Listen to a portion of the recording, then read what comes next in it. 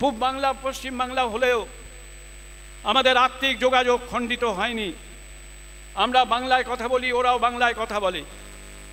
আজকে বাংলাদেশ আলাদা হয়েছে ঠিকই, আমাদের ইন্দিরা গান্ধী বাংলা ভাষা নিয়ে লড়াই করা যে রাজনৈতিক ব্যক্তিত্ব বাংলার মাটিতে, বাংলা দেশের মাটিতে জন্ম নিয়েছিলেন, তাকে সাহায্য করেছিলেন মুজিবুর রহমান সাহেবকে।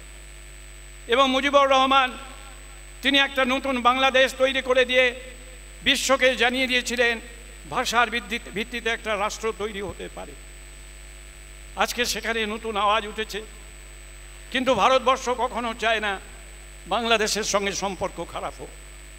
কিন্তু বাংলাদেশের মধ্যে কিছু মৌলবাদী মানুষ আছেন যারা এমন সমস্ত কথা বলেন যে কথাগুলো আমাদের মোটেই শুনতে ভালো লাগে না। আর বাংলার এই মাটিতেও কিছু মানুষ আছেন যারা এমন সব কথা বলেন যে কথাগুলো আমাদের শুনতে ভালো লাগে না। আমরা তাই পরিষ্কার এই বসিরহাটের মাটির থেকে আওয়াজ তুলতে চাই, আমাদের এই সমাজ জীবনে ধর্মের ভিত্তিতে যে ঐক্য দীর্ঘ শতাব্দীব্যাপী তৈরি হয়েছে তাকে আমরা রক্ষা করবই করব, যে কোনো মূল্যের বিনিময়ে রক্ষা করব, এটাই হোক আমাদের শপথ। প্রিয় বন্ধুরা, আমরা জাতীয় কংগ্রেসের কর্মী। আমাদের এই বাংলার মাটিতে দেখুন, এবি গনি খান চৌধুরী প্রদেশ কংগ্রেসের সভাপতি ছিলেন, সোমেন মিত্র সাধারণ সম্পাদক ছিলেন, আমি সাধারণ সম্পাদক ছিলাম, সিদ্ধার্থ শঙ্কর রায় সভাপতি ছিলেন, আমি সাধারণ সম্পাদক ছিলাম, সৌগত এবং আরও অনেকেই ছিল। আমি যদি আপনাদের হিসাব করে বলি তাহলে আপনারা দেখবেন সিদ্ধার্থ শঙ্কর রায়ের মন্ত্রিসভায় আব্দুল সত্তার, এবি গনি খান চৌধুরী, জয়নাল আবেদিন, সিদ্ধার্থ শঙ্কর রায়ের মন্ত্রিসভায় ফজলুল হক, এরা সব নেতৃত্ব দিয়েছে, আমরা তাদের সঙ্গে কাজ করেছি একসঙ্গে। সিদ্ধার্থ শঙ্কর রায় প্রথম বলেছিলেন যে আমি চাই থানাতে আমাদের রাজনৈতিক ঐক্য এবং সংহতি রক্ষার জন্য, সাম্প্রদায়িক ঐক্য রক্ষার জন্য সব সম্প্রদায়ের মানুষকে রাখতে হবে। আজকে সেই ধারাবাহিকতা কতখানি চলছে আপনারাই বুঝতে পারবেন। আমি চাই আমাদের সমাজ জীবনকে কোনোভাবে যেন কলুষিত না হতে হয়। এবং কংগ্রেস দলকে আজকে ভারতীয় জনতা পার্টি, আপনি একটু দয়া করে একটু বসুন, ভারতীয় জনতা পার্টি যতই চেষ্টা করুন না কেন একে কে প্রতিহত করতে পারবে আমি জানি না। তৃণমূল কংগ্রেস বলছে আমরা বিজেপিকে আমরাই রুখে দেব। ভারতবর্ষের মাটিতে বিজেপিকে রোখার ক্ষমতা যদি কোনো দলের থাকে বলুন তো সেই দলের নাম কি? জাতীয় কংগ্রেস। ঠিক বলেছে। তৃণমূল কংগ্রেস তো বাংলার মাটিতে, ত্রিবান্ধমের মাটিতে কংগ্রেস, গুজরাটের মাটিতে কংগ্রেস, রাজস্থানের মাটিতে কংগ্রেস, মধ্যপ্রদেশের মাটিতে কংগ্রেস। কেউ বলবেন আপনারা তো অনেক জায়গায় ক্ষমতায় নেই। আর এই ক্ষমতায় নাও থাকতে পারি, কিন্তু এমন গ্রাম ভারতবর্ষে নেই যে গ্রামে কংগ্রেসের পতাকা ওড়ে না। এমন গ্রাম বাংলায় নেই যেখানে কংগ্রেসের পতাকা ওড়ে না। ভারতবর্ষের 1 লক্ষের ওপর গ্রাম আছে যেখানে বিজেপির পতাকা ওড়ে না। লক্ষ লক্ষ গ্রাম আছে যেখানে তৃণমূলের পতাকা ওড়ে না, কিন্তু কংগ্রেসের পতাকা ওড়ে। সেই কংগ্রেসকে শক্তিশালী করুন। সেই কংগ্রেসকে শক্তিশালী করার জন্য আমাদের কংগ্রেসের দরজা তো খোলাই। কোনো প্রদেশ কংগ্রেস সভাপতি বলেননি যে আমাদের দরজা বন্ধ হয়ে গেছে। সে আমি সভাপতি ছিলাম, আমিও বলিনি, অধীর চৌধুরী তিনিও বলেননি, শুভঙ্কর সরকারও বলেননি। আমরা চাই আমাদের দরজা দিয়ে আসুন, কিন্তু আমাদের চিন্তাধারাকে গ্রহণ করে আসুন, দলীয় ঐক্যকে, সংহতিকে, ডিসিপ্লিনকে রক্ষা করে আসুন, আমাদের দলের অভ্যন্তরে শক্তিকে শক্তিশালী করুন।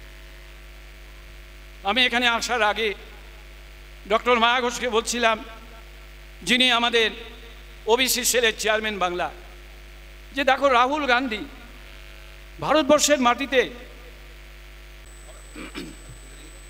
ঠিকই আছে,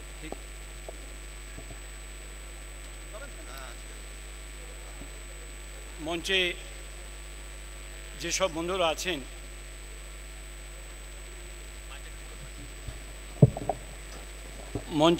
বন্ধুরা আছেন, তাদের আপনারা দেখতেই পাচ্ছেন। আমি প্রথমে আন্তরিক শুভেচ্ছা অভিবাদন জানাই পীরজাদা ভাইকে, আমিন ভাইকে।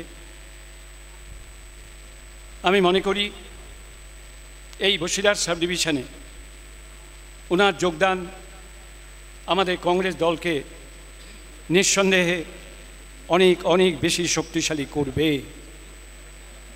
সুতরাং তাকে আপনারা সম্বর্ধনা দিচ্ছেন, সেটা জেনে আমার ভালো লাগলো। মঞ্চে আপনারা ডক্টর মায়া ঘোষ বসে আছেন, দেখতেই পাচ্ছেন। বিপিএনটিসির সভাপতি স্নেহাস্পদ কামারুজ্জামান কামার, তপন আগরওয়াল, সুব্রতা, আমরা মহিলা কংগ্রেসের সভানেত্রী হিসেবে সকলেই জানি। এছাড়াও আরও অনেকেই উপস্থিত আছে, তাদের নাম বলছি না মানে এই নয় তারা ছোট মাপের নেতা, তারা সকলেই বড় মাপের নেতা। তারা বহুকাল থেকে কংগ্রেসের জন্য কঠোর পরিশ্রম করে চলেছেন। আমি ডক্টর মায়া ঘোষের কাছে শুনলাম যে এখানে অনেক ওবিসির মানুষ, তারাও এখানে কংগ্রেসের সঙ্গে আজকে যুক্ত হবেন। আমি তাদেরও আমার অভিবাদন এবং শুভেচ্ছা জানাই। অমিত মজুমদার এই জেলার সভাপতি, ও যখন আমাকে আমন্ত্রণ জানায় তখন আমি সেই আমন্ত্রণ গ্রহণ করেছিলাম। জেলা কংগ্রেসের সভাপতি যদি কোনো অনুষ্ঠানে ডাকেন তাহলে সেই অনুষ্ঠানে যাওয়াটা একজন কংগ্রেসের রাজনৈতিক কর্মী হিসাবে আমি গ্রহণযোগ্য বলে মনে করি। তাই তার আহ্বানে আমি আজকের এই অনুষ্ঠানে এসেছি এবং আমাদের এই অনুষ্ঠানে সমস্ত কর্মী ভাই এবং বোনেরা যারা আছেন, আমাদের মধ্যে কেউ হিন্দু ভাই আছেন, কেউ মুসলমান ভাই আছেন, কেউ অন্য সম্প্রদায়ের মানুষ আছেন, কিন্তু আমরা সবাই এক। নানা ভাষা, নানা মত, নানা পরিধান, তার মধ্যে দিয়েই কংগ্রেস দল 140 বছর অতিক্রম করেছে। সুতরাং আমাদের এই যে জমাট ঐক্য, ভাষা, ধর্ম, বর্ণ নির্বিশেষে আমাদের এই জমাট ঐক্যকে রক্ষা করতে হবে। আজকের এই অনুষ্ঠান মঞ্চে এটাই হচ্ছে আমার মূল বক্তব্য। এই জমাট ঐক্যকে ভেঙে দেওয়ার জন্য ভারতবর্ষের বর্তমান রাজনৈতিক শক্তি তারা নানা রকমের বিশৃঙ্খলা তৈরি করবার চেষ্টা করছেন, নানান রকমের ধর্মীয় উন্মাদনা তৈরি করবার চেষ্টা করছেন। কিন্তু একটা জিনিস মনে রাখবেন, বাংলার সাহিত্য, সংস্কৃতি, ঐতিহ্য, ভারতবর্ষের সাহিত্য, সংস্কৃতি, ঐতিহ্য সকলকে নিয়েই তৈরি হয়েছে। শক, হুন্দল, পাঠান, মোগল এক দেহ হলো লীন। ভারতবর্ষের মাটির সঙ্গে মিশে আছে সব ধর্মের মানুষের আত্মিক যোগ এবং ভাবনা এবং তাদের উপাসনা, তাদের কৃষ্টি, তাদের সাহিত্য। একে কেউ কখনো কোনোদিনও বিচ্ছিন্ন করতে পারবে না। নরেন্দ্র মোদীও পারবেন না, অমিত শাহও পারবে না।